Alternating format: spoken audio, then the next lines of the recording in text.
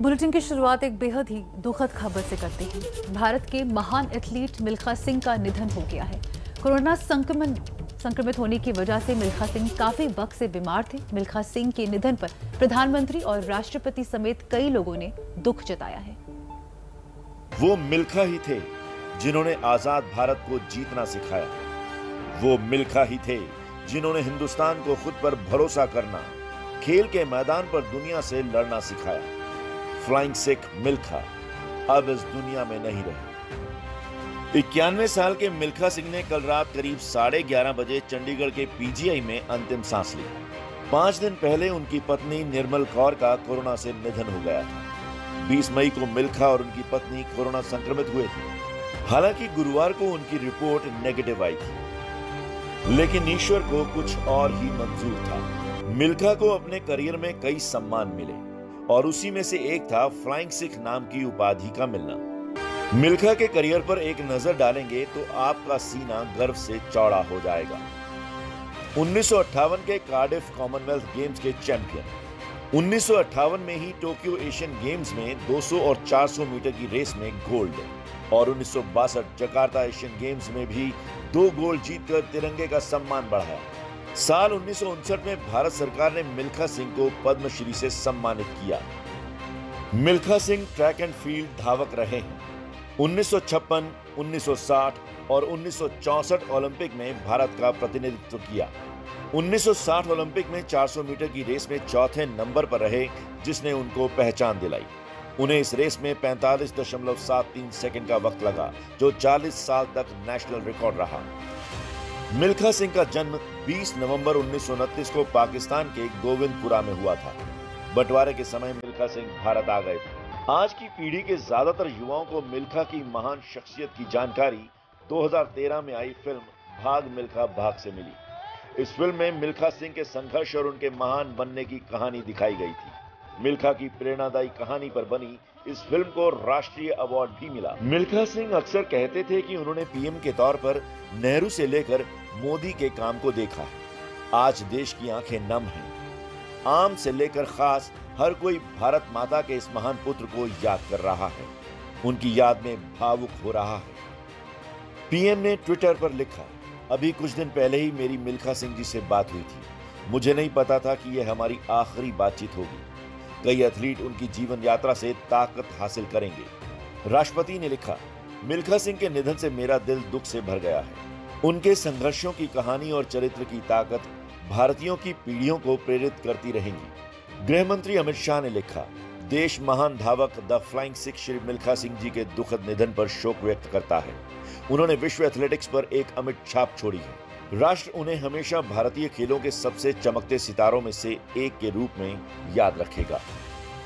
कहते हैं लेजेंड कभी मरते नहीं, लेजेंड नेवर डाइज। मिल्खा भी हर हिंदुस्तानी के जहन में हमेशा जिंदा रहेंगे। मिल्खा के किस्से, मिल्खा की कहानियां आने वाली पीढ़ियों का भी हौसला यूं ही बढ़ाती रहेंगी।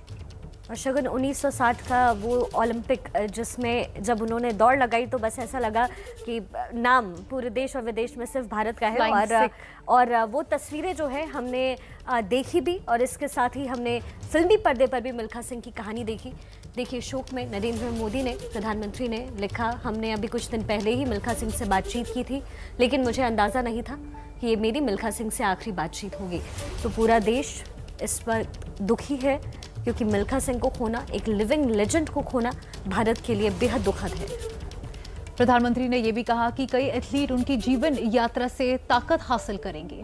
तो प्रधानमंत्री नरेंद्र मोदी ने श्रद्धांजलि दी है और इसके साथ ही राष्ट्रपति ने भी मिल्खा सिंह को श्रद्धांजलि दी है। मिल्खा सिंह का अंतिम संस्कार आज चंडीगढ़ में किया जाना है।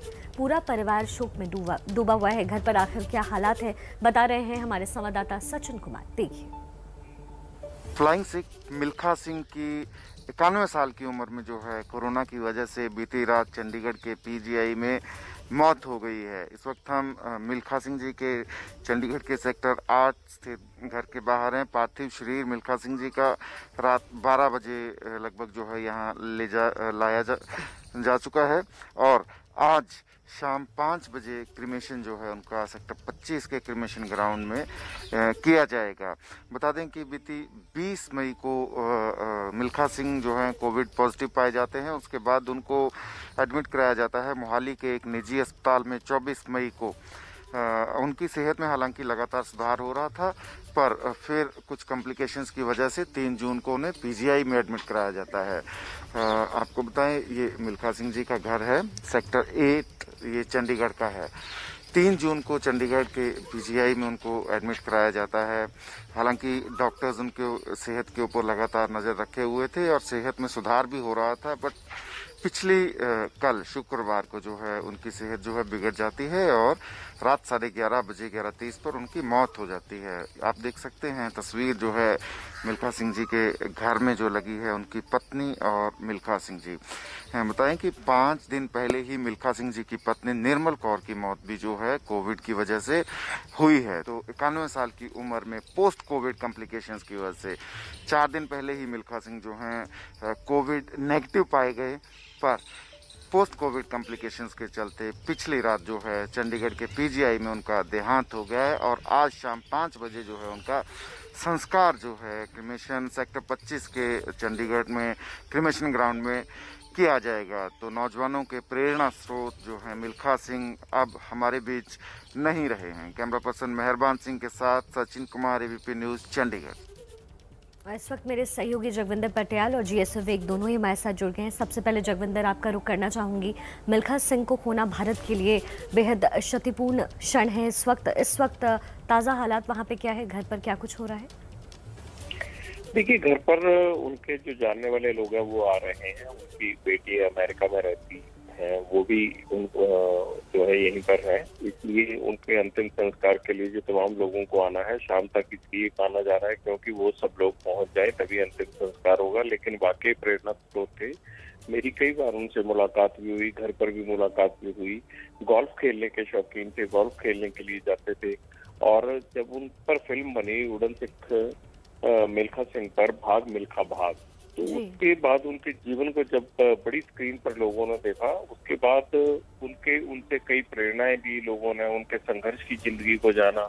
हमारे साथ भी अक्सर वो बात किया करते थे कि मुश्किलें बहुत होती हैं लेकिन हारना नहीं चाहिए। देखो मैं किस तरह से बंटवारे के टाइम पाकिस्तान से यहाँ आया और फिर भारत का नाम रोशन किया, और जब मैं खेलता था तब भी मुझे कई तरह की दिक्कतें आई, लेकिन मैंने कभी भी अपना जो है वो संयम नहीं खोया और संघर्ष और मेहनत करता रहा। इसी के कारण मैं यहाँ तक पहुँच पाया। और भाग मिल्खा भाग में भी यही चीज दिखाई गई थी कि किस तरह से उन्होंने अपने बलबूते पर एक साधारण परिवार से होने के बावजूद इतनी कामयाबी तक पहुंचे वो।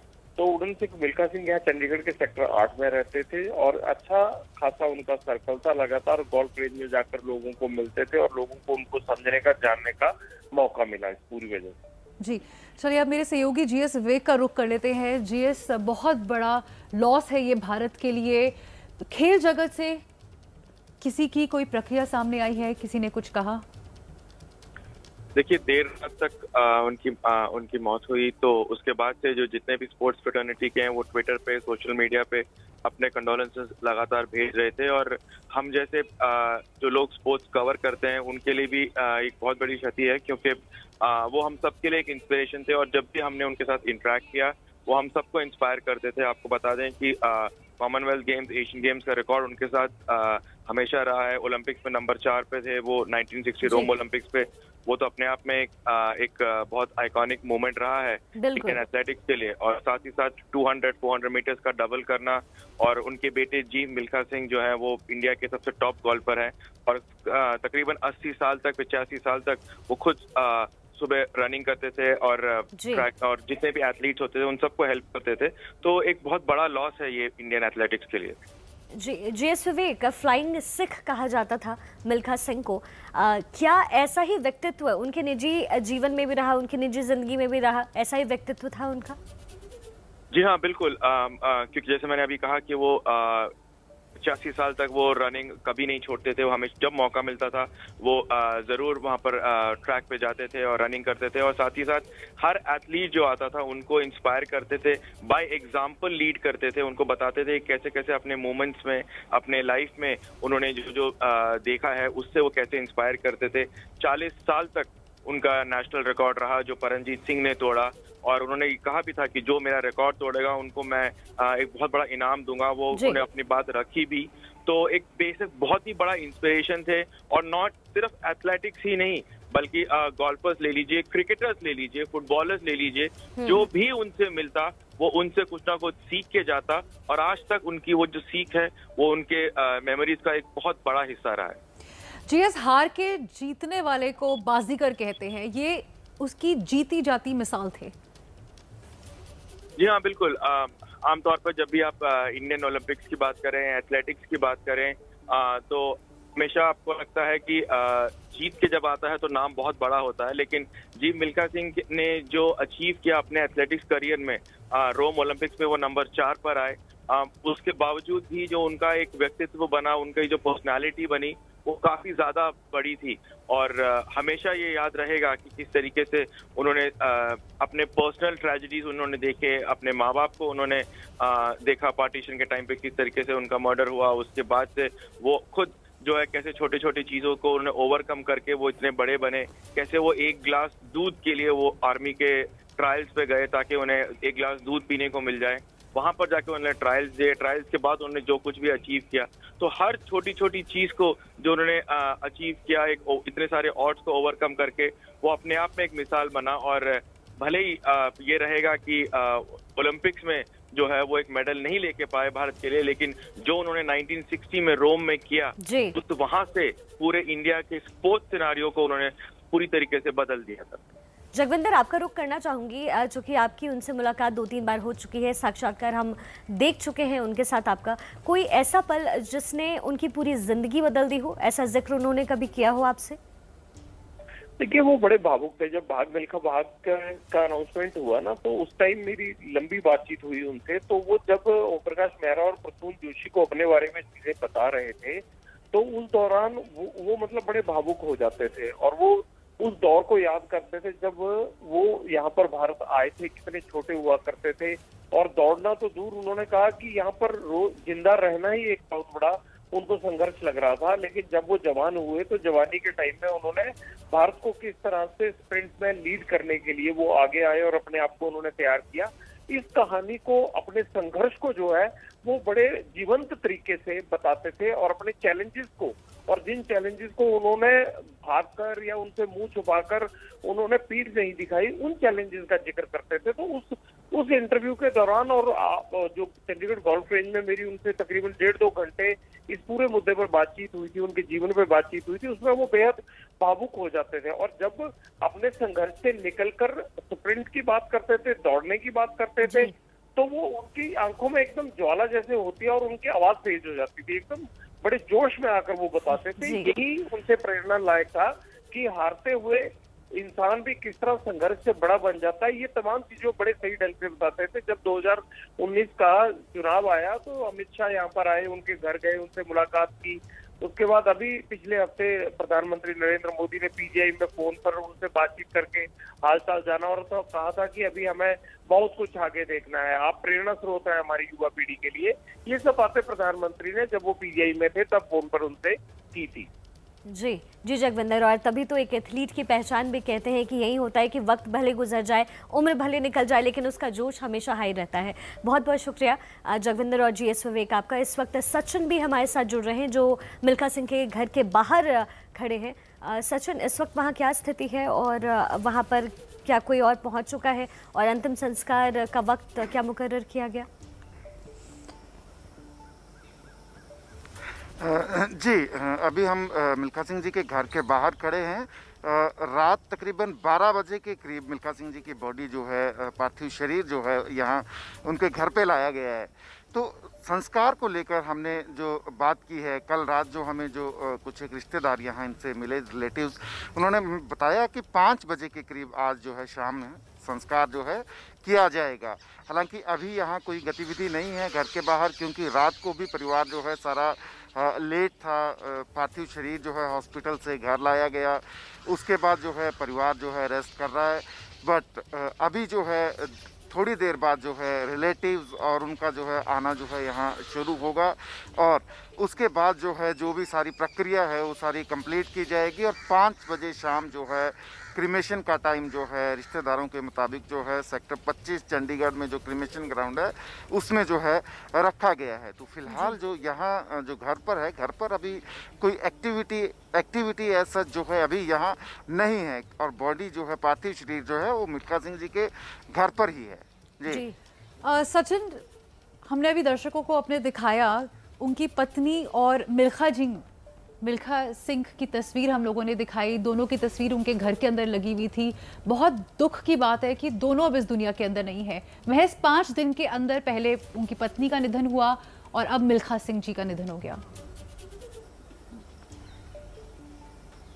बिल्कुल बिल्कुल बिल्कुल 5 दिन पहले निर्मल कौर मिल्खा सिंह जी की जो पत्नी है उनका देहांत हो जाता है, और बीती रात जो है 11:30 पर मिल्खा सिंह जी इस दुनिया को छोड़ गए। हालांकि पिछले दिनों से लगातार अपडेट्स जो हैं पीजीआई एडमिनिस्ट्रेशन की तरफ से जो हैं दी जाती थी कि मिल्खा सिंह जी की सेहत में जो है सुधार हो रहा है, पर पिछले कल अचानक जो है ऑक्सीजन लेवल जो है मिल्खा सिंह जी का वो गिर जाता है, उनकी सेहत जो है वो बिगड़ती है।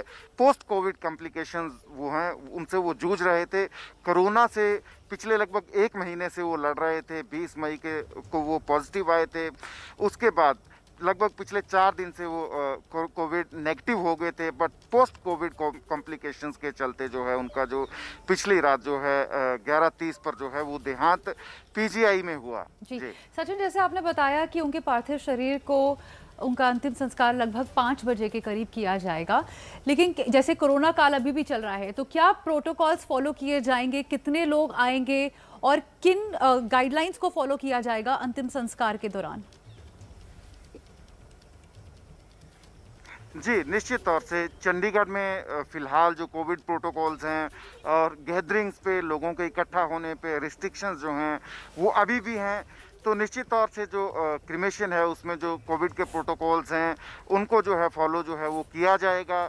5 बजे के करीब जो क्रिमेशन होगा, क्योंकि चंडीगढ़ में गैदरिंग्स जो है बेशक अभी केसेस यहाँ कम हो रहे हैं, कुछ एक ढील जो है रिस्ट्रिक्शंस में दी गई है, बट गैदरिंग्स पे जो रिस्ट्रिक्शंस ठीक है सचिन, बहुत शुक्रिया इस तमाम जानकारी के लिए। आप अपनी नजर लगातार बनाकर रखिए। और देखिए मिल्खा सिंह को हमने खो दिया है, लगातार हमारी नजर बनी हुई है। शाम 5 बजे अंतिम संस्कार किया जाना है उनका।